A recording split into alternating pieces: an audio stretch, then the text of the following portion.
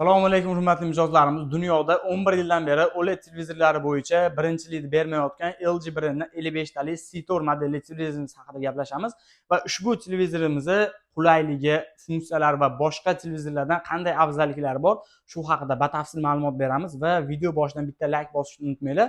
Va mana asosiy dizayniga keladigan bo'lsak, mana qo'limizdagi telefon bilan solishtirganimizda mana ko'rib turibsizlar. Telefondan ham ingichka turibdi. Mana orqalaridagi dizayniga alohida baho berib qo'yasizlar.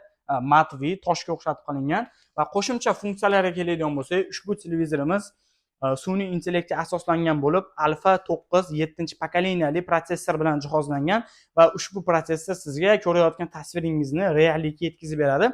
Sun'iy intellekt ishlashini 1,5% ga tezlashtirib, 4,5% ga tasvirni kuchaytirib va asosiysi 2,2% ga tezroq ishlashini ta'minlab beradi. Va bu televizorimiz xona tuzilishi va yorug'ligiga qarab turib, sun'iy intellekt orqali tasvir ovozini mukammal darajada yetkazib beradi. Ovoz akustika sistemasi xonadagi predmet va siz o'tirgan joyga qarab ovozni kuchaytirib, tiniq va aniq yetkazib berishini ta'minlab beradi.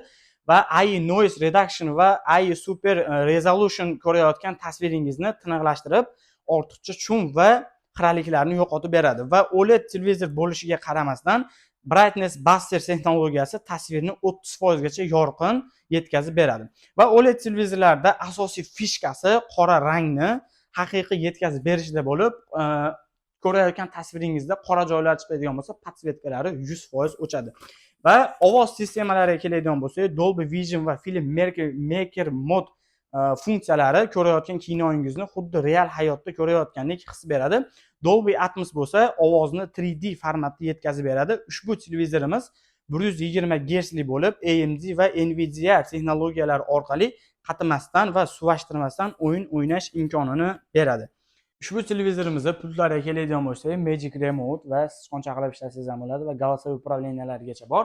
Va ushbu televizorimizga LG brend tomonidan ofitsial 1 yil kafolat beriladi. Va qolaversa sizga televizorimizdagi Webos tizimini har 5 yilda yangilab berish imkoniyati bor va bu sizga qanaqa bo'ladi? Bu televizorimizdan keyingi chiqayotgan pokoleniyalar, yangi qo'shilayotgan ilovalar va yangiliklaringiz sizlar televizorlaringizga ham ulashib beriladi. Va narxiga keladigan bo'lsak, ushbu televizorimizning narxini siz mijozlaringiz uchun $1170, ya'ni 15.150 ming so'm qilib beramiz. Video obzorimiz yoqqan bo'lsa, like va obuna bo'lish tugmalarini bosishni unutmanglar. Shunaqa premium segmentdagi televizor va kinoni xush ko'ruvchi yaqinlaringizga jo'natib qo'yinglar.